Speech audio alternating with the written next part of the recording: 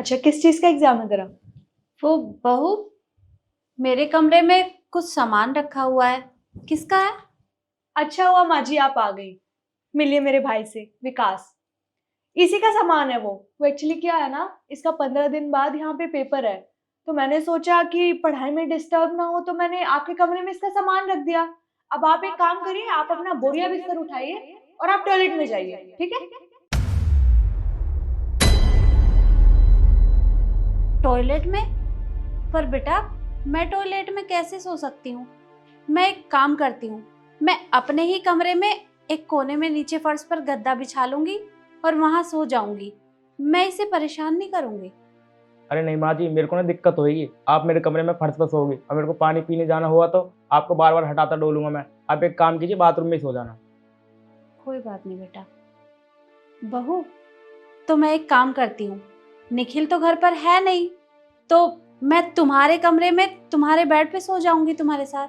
अरे नहीं नहीं मम्मी जी, वो क्या है ना, शादी से पहले जब मैं अपने घर में सोती थी ना, तो पूरे बेड पे अकेली ही सोती थी। हम लोगों को बेड शेयर करने की आदत नहीं है। वैसे एक बात बताइए, यहाँ पे खड़े होकर आप इतनी देर से बहस कर रही हैं, अगर बाथरूम में सो जाएंगी तो कोई प्रॉब्लम है आपको? अरे नहीं नहीं मालकिन, छोटी मालकिन, जहाँ मैं सोफे पर सोता हूँ उस पर मालकिन सो जाएगी और मैं फर्श में रसोई में सो जाऊंगा। वे वो 2 कौड़ी के नौकर, तेरे को हिम्मत कैसे हुई हमारे बीच में बोलने की? दीदी आपने ना इसको ज्यादा ही सर पर चढ़ा रखा है। सही कह रहा है तू। मैं 2 कौड़ी के नौकर? तूने हमारे बीच में बोलने की हिम्मत कैसे की? हाँ, बुढ़े कहेंगे। अपने ना काम से काम रख, ज्यादा हिमायती बनने की जरूरत नहीं है। काका, आप परेशान मत होइए। बात ये नहीं है कि इसका एग्जाम है, बात तो ये है कि ये दोनों मिलकर मुझे परेशान करना चाहते हैं। पर मैं अभी के अभी अपने बेटे के पास फोन करती हूँ और मैं उसे कहूंगी कि बहू मुझे इस तरह से परेशान कर रही है, और फिर देखना वो तुम दोनों के साथ क्या करेगा। मम्मी जी, एक बात कहूंगी आपको, इतनी बड़ी गलती ना कभी मत करना, क्योंकि अगर आपने अपने बेटे को कॉल किया तो मैं पुलिस को कॉल करूंगी और पुलिस को ये बोलूंगी कि आप लोग मुझ पे अत्याचार करते हैं। पता है ना आपको अत्याचार का मतलब? और मैं उनको ये भी बोलूंगी कि आप और आपका बेटा मुझसे दहेज मांगते हैं। तो देख लेना, यहाँ आप अपने बेटे को कॉल करोगे और मैं वहां पुलिस को कॉल करूंगी। आपकी बेटे से पहले ना यहाँ पे पुलिस पहुंच जाएगी और आपका बेटा ना घर में घुस भी नहीं पाएगा, वहीं से उसे जेल ले जाएंगे। और अगर आपका बेटा जेल गया तो उसके बाद मैं आप पे इतना अत्याचार करूंगी कि आप ना अपनी शक्ल भी भूल जाएंगे। याद रखना, फोन करने की ना बेवकूफी मत करना आप। अरे नहीं नहीं बेटा, तुम ऐसा मत करना, मैं किसी के पास फोन नहीं करूंगी। देखो, मेरे साथ जो करना है कर लो, पर मेरे बेटे के साथ कुछ मत करना।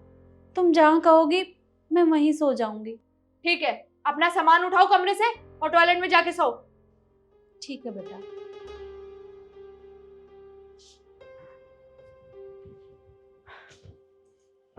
ठीक करा दूंगा इसके साथ। ये ऐसी है। और क्या बोल रही थी? मैं अपने बेटे को कॉल करूंगी, कभी नहीं कर पाएगी ये मेरा कुछ। तू बता, तेरे को अब डिस्टरबेंस तो नहीं होगी ना? नहीं मेरे को नहीं। ठीक है।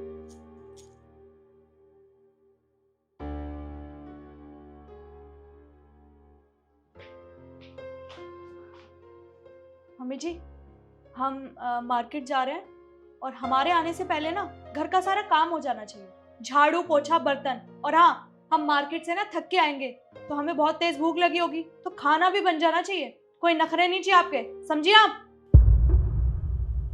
चल।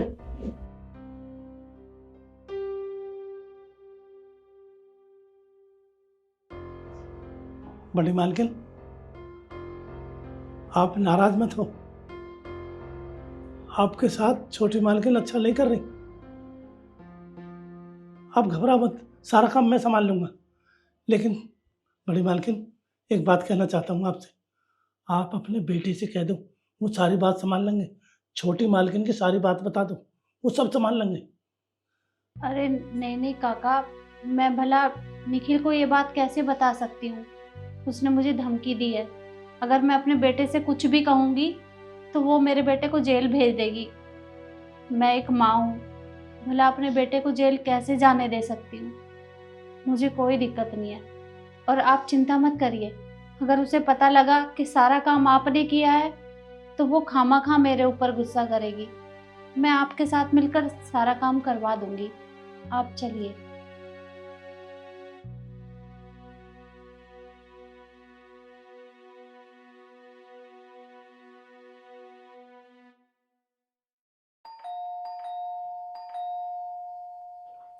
ओ बुढ़े, उठे, खड़ा हो।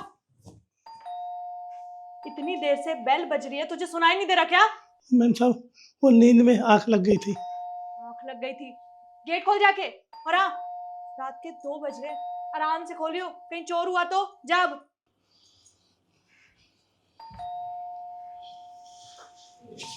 नींद खराब कर दी।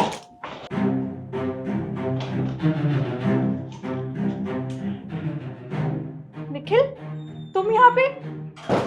तुम तो 10-15 दिन बाद आने वाले थे ना, अचानक से कैसे?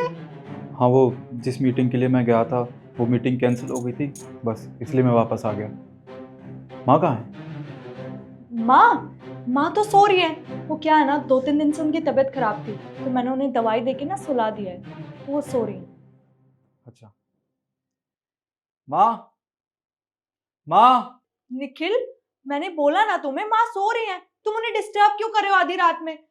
अब तुम आवाज मत दो उन्हें। तुम चुप करो।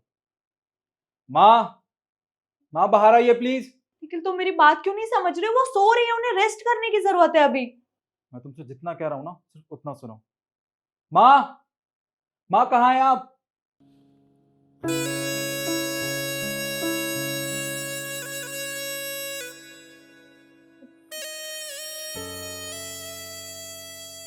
अरे मम्मी, आप बाथरूम में थे? मुझे तो पता ही नहीं था कि आप बाथरूम में हैं। वॉशरूम गई थी। अरे बस करो अपनी बकवास। क्या लगा रखा है तुमने ये? हाँ, मेरी माँ को तुमने वॉशरूम में सुलाया?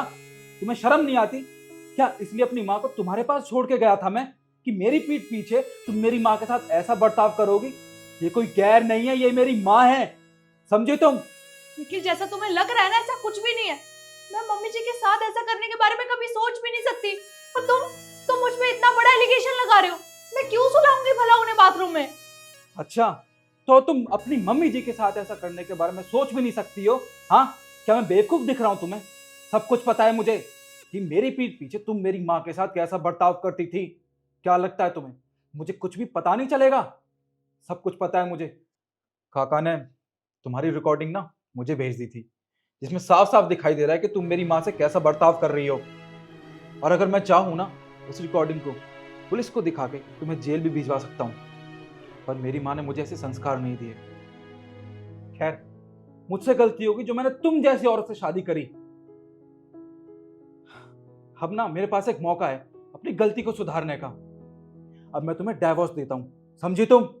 निखिल, देखो, मैं मानती हूँ मुझसे गलती हुई है। मैंने तुम्हारी माँ के साथ बहुत गलत किया, बहुत अत्याचार किया।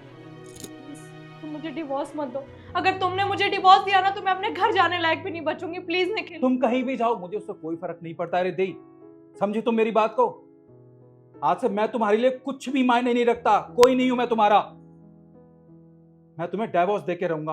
और हाँ, कल सुबह ना अपना सामान पैक करके निकल जाना अपने मायके। मुझे तुम जैसी बीवी की ना कोई जरूरत नहीं है। निकलो।